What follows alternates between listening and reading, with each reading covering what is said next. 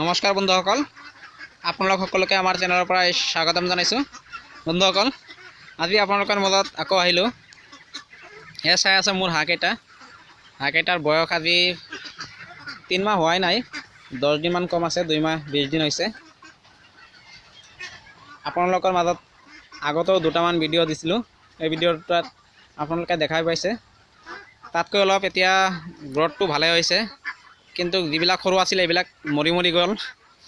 240টাৰ ভিতৰত এতিয়া 150টামান আছে, 90টাই মৰি গ'ল।